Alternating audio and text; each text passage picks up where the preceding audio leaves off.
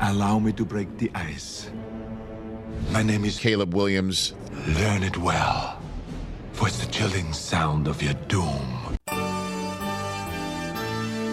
You got the touch. Each side, one timeout left, 1:48 to go in the game. Three receivers spread to the left for Chicago. Caleb Williams in the shotgun with a setback to his left. One shall stand, one shall fall. He takes the snap. He looks. He pump fakes once. Now Lawson, left side. No. DJ Moore's got it. Touchdown. Oh, no. And the Bears take the lead with 1:43 to go. This city, it beat you. I beat you. You're as cold as ice.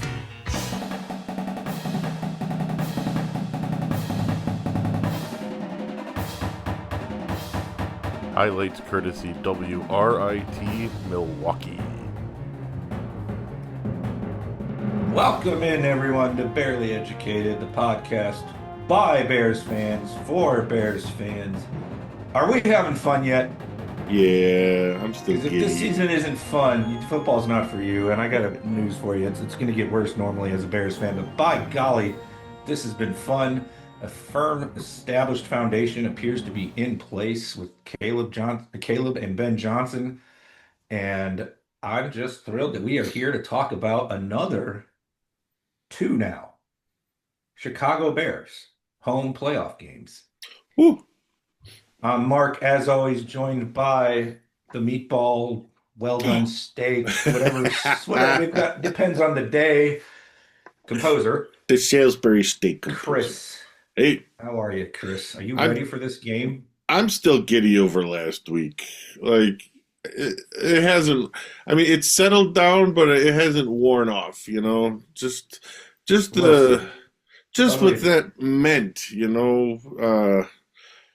I don't know, it's like a weight is lifted, and maybe that says something about me caring too much about this team and having way too much sway over my psychology. But I don't care.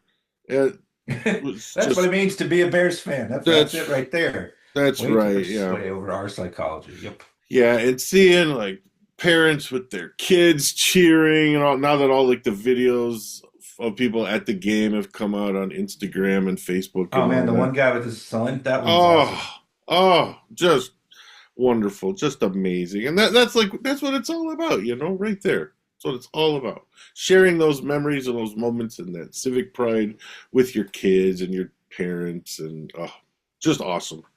Yeah, I'm glad you mentioned that right off the bat. That's how I feel with Avery. Why I bring her on every now and then. Yes. I think I've said this before, but their pastor, the kids' pastor at our church, is a diehard Packers fan, grew up in Wisconsin. And the only one I know who's like a terrific person. She's really, really great. Like the kids adore her. You know, she's like the cool mid-20s, recently married, just like the right age for my girls to find her to be like a role model type. And I didn't interact with her Sunday, but I was totally wearing my Bears quarter zip. Apparently McKenna talked to her about the game, though, which is dicey because McKenna is definitely the one in this family that would talk trash to somebody. Middle child. But I saw the kids' pastor when I dropped the kids off for Wednesday night church, and Avery's actually in the youth group now, but she still talks to her all the time. And I was wearing my Bears hoodie, and she's like, "Mark, I feel like you're going out of your way to wear Bears gear around me." I'm like, "No, I promise. I wear Bears gear everywhere. Right, exactly. Every day. It's not about you." And she just laughed, and she's like, "Yeah, I was on pins and needles on the edge of my couch at the end there." And I was like, "Dang, came up short, you know." And she's like, "But then I actually thought of you, Avery." She's like, "I thought about when I started to get into football, and I was about that same age. And of course, you know, 14 years ago or whatever, how were the Packers at football?" They're pretty good. Yeah. Pretty darn good. And she's like, and I remember it being so fun that they were good and winning playoff games, and how like that really hooked me. And so I felt really happy for you, even as I was sad about my team losing. I was like, "You are a tremendous person." Shoot, that's a likable person right there. So there's one in Nashville. Yeah. Okay. So Avery's just like beaming the whole time. It's just, It's just funny what it means to Avery, who started being a fan during the Flus era. Mm. Her first memory is me being excited they drafted Justin. Oh, interesting. So Okay. all she knows is pain until this year, and she still believes. And they have rewarded her with this hilarious 7 fourth quarter win season so far. Yeah, just crazy. And that's gonna last for life. But the real reason she's a Bears fan is because her daddy's a Bears fan, you know. Yeah, it's a way to connect with So, her father. That's exactly. where it started. But Mhm. but I like it on a parental level and even a philosophical level, kind of like you mentioned, right? Like you're connecting with family. I mean, we shout out all the different cousins. Yeah, Cousin Nate, cousin Nate, cousin Nick, cousin Nick, I believe cousin Dan, cousin Dan. and cousin Derek all listen as Ooh, we got a well. cousin Derek. Nice. That's Yeah, they're awesome. all diehard Bears fans. They're all diehard Cubs fans, and Oh, nice. they're some of the people I'm closest to on this planet, and the Bears are definitely part of that bond. And it's just, it might be silly and trite to some people, but we, we are all better off in this sense when the Bears are fun. Not because we Right. don't maintain a relationship otherwise, or not because Avery and I wouldn't watch games when they were bad. We did. Mm-hmm. But this year feels like the football gods rewarding us. And the dominoes, right? They've all sort of fallen and made this really cool design. And you're looking ahead. I'm still constantly looking ahead. I can't help it. And I'm like, wait, they're in the divisional round. Why am I looking at next year? Because they're loaded for next year if they can figure out the defensive line. Yeah. And maybe now left tackle. We'll see. I don't want to have that conversation entirely yet, but my point is this is the start of something. Mm. And we probably thought that in 2018, but they didn't have the quarterback. They didn't really have the coach. There's not a Bears fan out there, right, who's less confident in Caleb than we were in Mitch, right? But every one of us is like, no, Caleb's the guy. I hope so. After all this, yeah.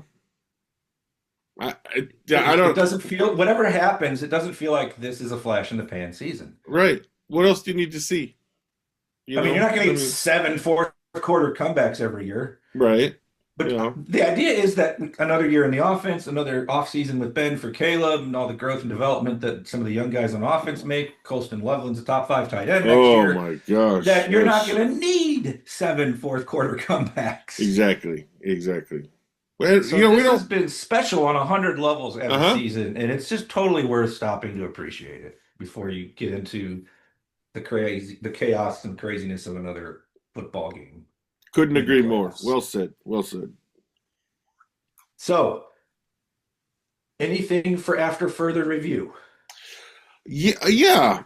I've been thinking about what changed with the defense in the second half. Because the Packers in the first half easily went up and down the field 4 times, right? 3 touchdowns and then a missed Frankly, a field goal. familiar story for the last month of the season for the Bears. Mm-hmm. Other than the Browns game, right? Right, yeah, because that was the one that There was a stretch where really this is what the dominated. defense just did Mm-hmm. for weeks, other than the Browns game. Yeah. It barely count as a functional offense. So, Or I've maybe been don't at all. I don't know. thinking go about ahead.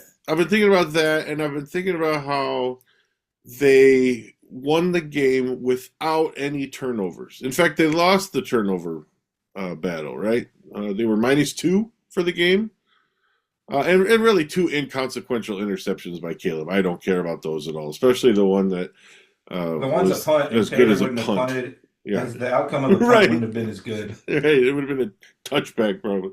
And that's all on Burden, which is why I don't like it when Kirk Herbstreit does NFL, because I think he's really generic and bad at it. And the fact that the main voice of that game doesn't recognize that Burden ran the wrong route just kills me as a product. Like, it's because it's making people dumber about the sport. And Right. It's just so vanilla. It's just like, you don't know. If you're blaming Caleb, you have no idea what you're talking about. And that's, of course, confirmed by all the post-game stuff. Yeah, those interceptions largely don't matter. And I think 25-6 in the fourth quarter without the benefit of a turnover or a special teams touchdown. Yes. I honestly think I've got 40 more years on this God's good earth. I don't think I will see that again. as a Maybe Bears fan. not. I don't know Right. that we're going to see it again in the NFL. Yeah. Usually those kind of comebacks are assisted big time by a defensive score or like a punt return or a blocked punt. I mean, it was just all the offense and the defense actually getting stops, except for the one touchdown to Golden. I mean, that was wild. 4 scoring drives in the fourth quarter. That is just crazy. I mean, I just said how the Packers had 4 scoring drives in the first half and how that seemed to be exhausting and taxing mentally for us. And the Bears did 4 in the fourth quarter. Nuts. I mean, it was really insane. Can we have a game where we don't need that though? Can I just watch it? Well, that's what we're hoping for next year, right? For a couple hours and just hold a nice cozy lead and maintain it, and that's the next step, they right? They don't have to try to kill us. Mm-hmm. They can, yeah. I prefer but man, that. are they ever fun? Yes.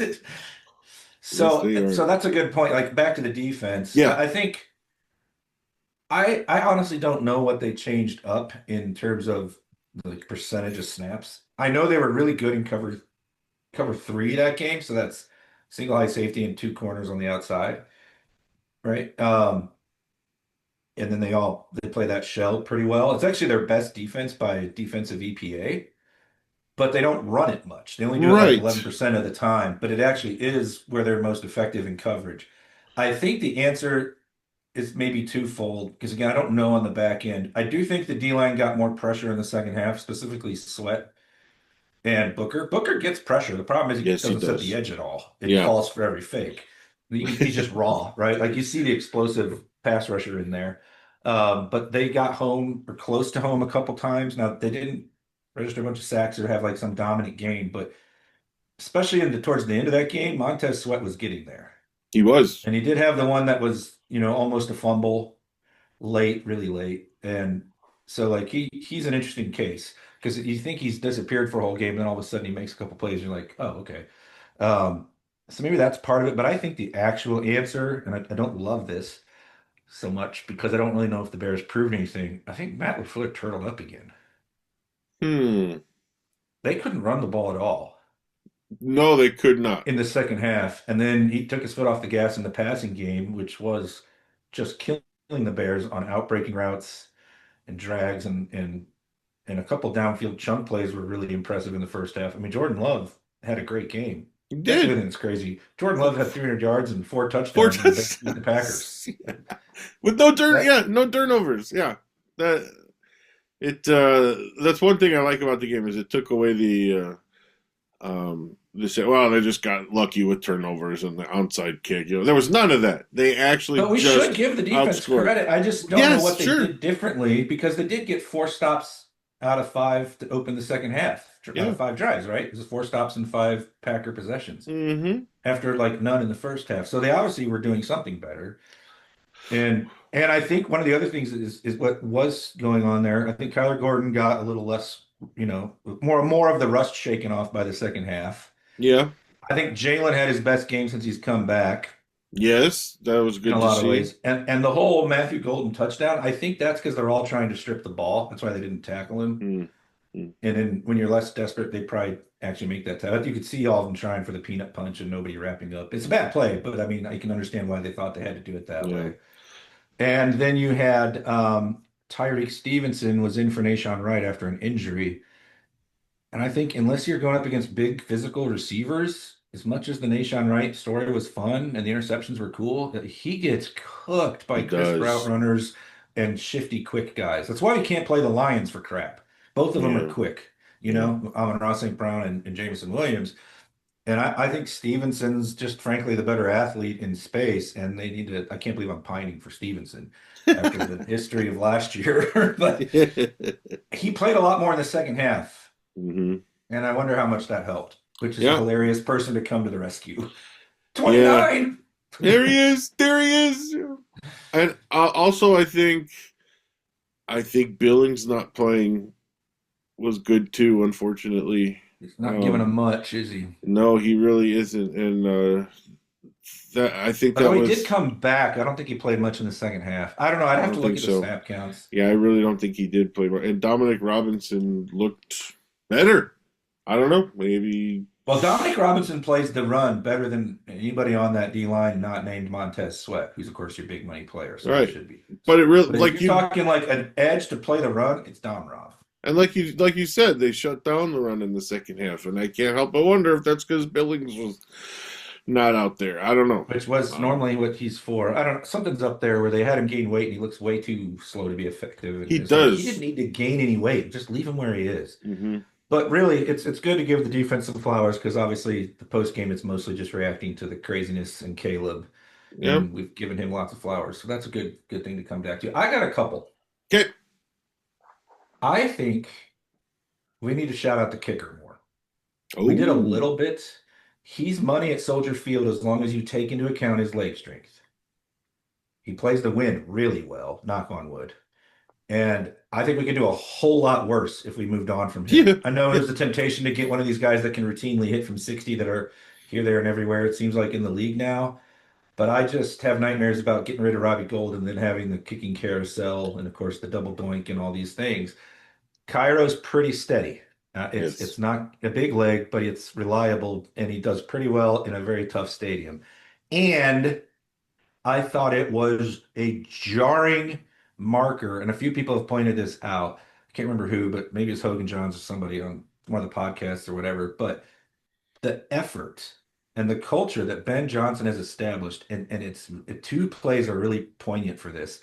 Cairo trying to tackle Josh Jacobs on the return. It ends up being I didn't a see fumble, that. but it's not Cairo that forced it, but he puts himself out there to do it. Now, the Packers recovered because every ball bounced their way, and then they still lost. That's another, right? Uh-huh. Yep. And the touchdown by Swift, you talk about our corners occasionally making business decisions. Keyshawn Nixon jumps out of the way. He sure did. Our kicker's like, YOLO, I can tackle Josh Jacobs. And their defensive starter's like, I'm not touching the running back. He's going to score anyway. Yeah. Oh, I thought you wanted that smoke, Keyshawn Nixon. Looks like you don't. Yeah. I know what Ben Johnson would do if Jalen did it to that degree. He would be sitting down. He would be, yeah. Add to my. I thought it was a jarring contrast. Yeah. I just wanted to note that real fast. Yeah, good call. And that's something my Packer fan friends pointed out too. Just Nixon and not happy with him. That in particular, but yeah, interesting. To toot my own horn for a second, I did say at the start of the year that out of the 5 position groups that are considered most valuable in this league, QB, O-line, D-line, wide receiver, corner, that I thought the Green Bay corners, or secondary, however you want to look at it, I guess you could add safeties. Their safeties are pretty good, but their corners were the weakest unit in the NFC North. And pretty bad all year. Pretty bad when it counted. Pretty bad effort, for that matter. And on top of that, ran his mouth that week. Yes, he did. So you wanted the Bears, you got them. And then you didn't want the Bears when you had a chance to make a play on the goal line. So Did you see Caleb address that? Yeah. They wanted I'm us, waiting for Caleb to get to the point where he doesn't look up when anyone says about him. But right now it's kind of funny. They got us. I was like, oh, dang, kid. Wow. Yeah, well, that was great for me because I said that as soon as the game was over. I was shouting that at my TV and texting it to the group. And then an hour later, Caleb basically says the exact same thing. Yeah. I was like, we're the same. It's the Spider-Man. Right. One other thing, now that you got me thinking about it, someone put a great video out on YouTube about the touchdown pass to DJ Moore and how the Bears had run that package essentially 3 times. Yeah, I can't remember his name. I'm sorry. It's like film review guy or something. Yes. He's really good, though. But yeah, showing how the Bears ran that, I think it was 3 times. The first time was a screen to Burden. I don't remember what they did the second time, but yeah, sure enough, the third time they ran it, Caleb pump fakes to screen to Burden, and their defense all bites on it. And just pointing out that Ben Johnson had set up for that play earlier in the game, and just to know that we have a coach who's thinking that far in advance is just, and he's been saying wonderful. It since he was hired. Yeah. To make same things look different and different things look the same. All sorts of fun stuff on that play, including Darnell Wright lined up out wide of Theo. And then Caleb does the pump fake because that's the screen. Right.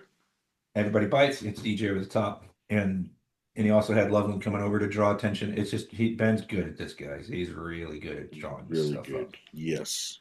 All right, my last thing on for further review is Okay. me on an island about the FTP and the handshake stuff. Okay. Which I just want to clarify a tiny bit. I'm here for the rivalry escalating, absolutely.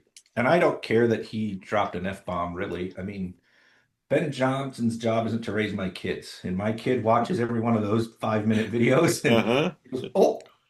And she loves the Packer reaction videos where the bear roars when they swear. Oh. Edited that in. I can handle that. I can handle him, giving this quick handshake. I think there's a few things not being mentioned about the shake, at least one particularly. I don't even know if he's trying to be rude so much as Ben just in a hurry to go celebrate this team. Yeah. True. Like, who cares? Mhm. Didn't we all clown on CJ Stroud for taking it seriously with Caleb last year? We're like, oh, shut up. And he's like holds him and talks to him, and he's just like, which is it, guys? Like, I don't think it's just silly to be offended by the Bears winning this game and talking a little trash after when the Packers talked it going in. I love the Mhm. rivalry escalating. All I was trying to say Sunday was I think it's even more, impressive, more we're done with you to actually not even need to do any of it. Because it's like, yeah, I beat you 3 out of 4 times. Caleb, Ben saying, yeah, I did beat you twice, like I said I would. Or actually he said he did it in the past. But then like I don't need to say the rest of this, or I don't need to do these little controversial things because the Packers don't mean that much to me anymore. They're just another NFC North team. I know they'll never do it because George will never do it. Right. But I think that would be even better. Not because I'm offended or bothered, because I think just being like, I've so thoroughly defeated you that you're nothing to me is actually even harder, tougher, whatever. Mm. But we're probably not there. There were the 10 straight losses prior to this little run. Yes. That's what Yes, I yes. want. I want him to be like, who? Actually doesn't even know who they are. Would be funny, but it's fine. I like the rivalry mattering again. All right, to the Rams. Okay. Okay, when the Rams have the ball, hold on to your butts, as Jurassic Park, Yes. whatever that guy's name was. Samuel L. Jackson, yeah. Yeah, but what was the character's name? Yeah, sure. We'll just do Samuel L. Jackson instead. Yeah. I was trying to think of the character. When the Rams have the ball, they are the second best passing attack by yards per game. Again, I'm just doing generic yards because it's easy. 7th in rushing. Oh boy. It means they can do both. First in overall yards a game. And if you're so inclined, first in points per game. Uh-oh. Don't think I need to even tell you the defense stats for the Bears. They're not pretty. And yeah. Come on, Mother Nature. Right. The Rams offense is excellent. However, they have not been playing nearly as well the last few weeks. They blew the 1 seed, in my opinion. They were the best team in the league for the first, 10 weeks? Mm-hmm. Yeah, And that loss to the Panthers really hurt. Really hurt. I think and then they lost the weird game to Seattle, which you could say, that 2-point thing is pretty fluky. Yeah. And maybe it bounces a different way. But here they are on the road, and we will get to the weather in a second. But that offense is excellent. Matthew Stafford should be the MVP. Drake May's fun. He's going to get one eventually, probably. Hopefully, Caleb and May both get some, right? Yeah. Stafford had 4,700 yards, 46 touchdowns. That's like 10 more than May throwing. Yeah. I know May runs a little, but it's like, come on. And on defense, this is where they tailed off. There's a lot of talent up front, but I don't really think the back end's all that good. They were 17th overall, 20th against the pass, 12th against the run. Okay. So they really did taper off. And Carolina scored plenty on them. Yeah, sure did. In that playoff game. And now for Bears offense, because it's more fun, 12th in passing, but climbing, if you wanted to think about last week, for sure. 3rd in rushing, actually declining a little Right, there. it's dipped a little, yeah. 6th overall. So if the weather wasn't what it's supposed to be, you would look at this on paper and think high scoring. Uh-huh. And I've poo-pooed Bear weather many times in the past because people used to overstate it so much in the Lovie Smith era. And I was always like, yeah, well, the Bears suck at Bear weather. They But did. they have a strong-armed quarterback now who doesn't get messed up near as much by the wind as our typical Bears QB, a kicker who plays it really well. And the thing is, Wind is a major factor. The rest of it is irrelevant mostly. But if the wind is really, really bad, it definitely changes how games go. It's also going to be bitterly cold, right? Isn't the forecast like 10 degrees plus a wind chill sub-zero? Supposed to be very cold. Yes, single digits. I don't Last I think it's heard. outrageous to wonder if the team from LA is going to struggle a little bit with that. That's why you won it at home. Right, exactly. I mean, if they're going to LA, I'm like, oh, they're going to lose. But hey, what a great year. Hmm. But they're coming to us and the weather sucks. That gives the Bears got more than a puncher's chance with that, I think. I agree. All right, looks like high of 23 Meteorologist, Sunday. the meatball The meteorologist. meatball meteorol and medial. Yeah. All right. Yeah, but I what is it by 7:30 and 8 o'clock when the game is being decided? And what's the wind? Some are saying snow maybe again. Yeah, it looks like 17-mile-an-hour winds. Ooh, that's And enough to mess up the kicking game a bit. yep, and it's going to be in the low 20s. That doesn't account for the wind chill, what that might be, but I can't see that yet on this app that I use. So, So, in honor of Kevin Fishbane's fun facts, which are actually never fun, here's actually fun facts that don't actually matter, but I think it's fun. Do you know Matt Stafford's record at Soldier Field his last 10 games? I do not. 1-9. Whoa. Now, the context has some truly dreadful Lions teams in there, Yes. but I don't think some of the worst ones ever in the last 10, because I don't feel like doing that math, but there would have been some bad ones. Yeah. I don't think it's the 0-16 team. And the Rams' last 10 is only one game better at Soldier Field, Interesting. 2-8. And I think the game that sticks in my mind that makes me kind of wonder about this one is that 2018 game. Mm-hmm. Now, Stafford's better than Goff, Yes. and basically the rest of both rosters is completely different. Like, I mean, there's very little to go on in that Yeah, sense. sure. But if you're just trying to think about like what's it look like when the team from LA comes into Chicago on a super cold night, I mean, there's that game. And we got to be careful because of so many variables have changed, but I I just cannot sit here and count the Bears out no matter what, but especially when the weather looks like it's more suited to them in some ways. Mm-hmm. I just think it's the ultimate wild card. And it goes from, yeah, Rams are way better to, ooh, man, I think it's a pick 'em. So, Rams favored by 3.5, just to get a pulse on that. But Chris, who you got? You know what? Last week I picked the Packers and I took my lumps for it. Let it ride, buddy. Yes. No, Um, it's like wearing a lucky shirt. so I feel more confident about this game than the Packers game, and that's probably just my own psyche, meatball, afraid of the Packers. But I'm picking the Bears in a 24 to No. 20 Bears. Well, you hear it here first. They're doomed, everyone. Yeah, probably. I think that Thanks a lot. score's about right, though. I'll say it's even a little lower scoring than that. And the red zone defense buckles up. Some missed field goals get the score all wonky. And the Bears win because it's more fun to say that. 22-19. Okay, so you picked I the don't love Bears. all that field You goal action. you picked the Bears also, but they're screwed because I picked them, right? Is that what you're saying? Right, because when I picked them Okay. last week, they won. They sure did.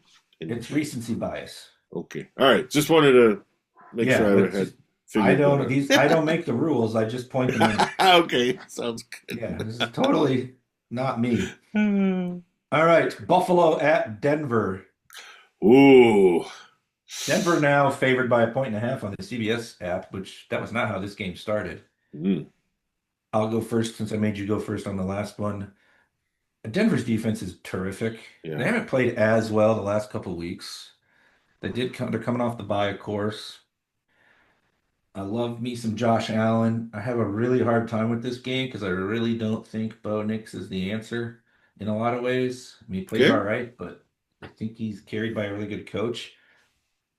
But I'm rooting for Josh Allen, and I picked the Bills into the Super Bowl, so I'll stay consistent. Okay. But man, watching Buffalo and Jacksonville, that Buffalo team is Josh Allen and decent line. Not much And else. and then a running back. It's like the receivers aren't much, the defense isn't much, but they are getting Ed Oliver back. Hmm. So I'll take the Bills, but it was with very little confidence. Okay. Yeah, I'm gonna go with Denver just because of home field and that defense. I just they had 68 sacks. That's pretty good. That's 4 off the record set by the 84 Bears, by the way. And just like Patrick Surtain is taking away whoever he's on because none of them are even remotely good enough to get open against him. Yeah. And then it's like, okay, now you're down to 1 or 2 people in the route. And oh, here comes the pass rush. The matchup's tough for Buffalo. I'm just going with Josh Allen and sticking with my original pick. Well, But if I was betting, I'd probably bet Denver, but I don't bet. So and if Buffalo wins, I think it's because Allen has a monster game where he throws 2 or 3 touchdowns, runs 2 in, which is what we're all rooting for. Like so yeah, in a way, yeah. But I just think, like you said, I think that Denver has the better coach, and they have much better defense. Yeah. This game does break my coach QB then defense rubric pretty bad because coach is a landslide for Denver, QB is a landslide for the Bills, and if I was to stick with my rubric, then I'd be picking the Denver defense at that point. Yeah. All right, San Francisco at Seattle. Seattle favored by 7, but Darnold might be hurt. Yes, I saw this last night. Yeah, that came out of nowhere, didn't it? I have no idea how to pick this now. Yeah. Even though Darnold can turn into a pumpkin when he's on, he's really good. I mean, the arm talent is there, and their defense is awesome. Their home field advantage is awesome. And if Darnold's playing, as much as I want the Niners to win and create a scenario where if the Bears win, they're hosting the conference championship, I'm absolutely picking Seattle. But if Drew Lock's playing, I don't know what that means for them. Right. I have no idea what he's like really capable of. I'm just going to pick Seattle on the assumption that Darnold's not going to miss a division round playoff game with a boo-boo from practice, assuming it's not that serious, and he'll play well enough. But what a wrinkle to a game that I thought looked relatively straightforward, and now I'm like, what? give me the Seahawks, but shoot, that's pretty crazy. Yeah, I'm also going with Seattle. I think losing George Kittle is a huge blow to San Francisco. And yeah, that stadium, they just get loud. That's probably the loudest stadium, right? Loudest home field advantage in the league. So yeah, I think Seattle. But if it's backup QB, I would probably flip it. Oh yeah, that alone changes everything. Yeah, exactly. Yeah. All right, Houston at New England, 2:00 Sunday before the Bears. New England favored by 3. I want to pick Houston because I love the defense. I love a good pass rush. They're killing everybody on that side of the ball, like really on an amazing run at defending the pass specifically. And that defense can win a championship for sure, right? But am I the only one who thinks C.J. Stroud looks like garbage? Like he looks totally lost. They beat the tar out of Aaron Rodgers in the 4th quarter because of the defense, right? Oh no, his career might have ended on a pick 6. Whatever we do. I don't. It was beautiful. I don't trust Stroud. I don't trust the Patriots O-line. I don't trust Drake May not to get sacked 8 times. But this is going to be ugly, and I guess I'm picking the Pats at home because I don't love if Stroud looked better, it would be a lot easier to ride that defense. But I'm like, this looks like a Bears team where the defense is awesome and the QB is just off and the offense can't quite do what it needs to do and they lose, 2017 or something. So I'll take New England at home and set up a round 3 for Buffalo, New England. Okay. Well, I'll take Houston just to be interesting, and I love great defense. So that's right. Your turn. Thank you, my friend. I haven't watched much Drake May this year, but I wanted to pay close attention last week. And he was fine, but most of his plays were with his legs, were with running, which I don't know if that was part of his initial scouting report. I didn't, that surprised me. But I wasn't wowed by, this is an MVP candidate. And it was only one game, granted. It's only one game. But I was underwhelmed I think New England might be like the Rams, where they kind of peaked too soon. Maybe, Could be in yeah. play for them too. Okay. But yeah, I mean, just kind of also don't want to pick every road team in the AFC. Right. It feels like balanced a little better if I pick the Pats. True. So yeah, it's going to be a fun weekend of football. Yes. And soak it in, enjoy it. Bears fans, of course, our own game, but enjoy all of it, right? It won't be long, and we're going to be like, oh, no football. What do I do? I know. Anybody else be like, what last night, like Thursday night, be like, oh, man, it's not a game. Yeah, I was bummed. I was disappointed. What am I supposed to do here? Mm-hmm. And then we've got the college football national. I don't care. Yeah, I don't care. On Although Monday. Indiana's a great story, though. That is It is. wonderful. It's also college like, football aren't they all story. like 23? It's just kind of funny. Some remarkable job by the coach. Mhm. You gotta love Mendoza Tebow. I mean, it's You he's got can't more do arm that talent to than him. that. No, I just mean the personality. Like the, Okay. the like nicest, most genuine guy ever. Yeah. Okay. I He's got a you. way better arm thoh, for sure. Yeah, He's he going does. number 1, so might as well Yes. get used to it. Welcome to the Vegas Raiders, Mendoza. Yeah, exactly. Have fun with that. Yep. All right, shall we wrap this up? Thanks everyone for listening to this episode of Barely Educated. We will check in with you after the Bears-Rams game at some point. Check out our website, buymeacoffee.com/barely_educated. Join our honor roll for $3 a month, and we'll send you a t-shirt. Email us, bearlyeducatedpod@gmail.com. We will talk to you soon. Enjoy the weekend, and bear down.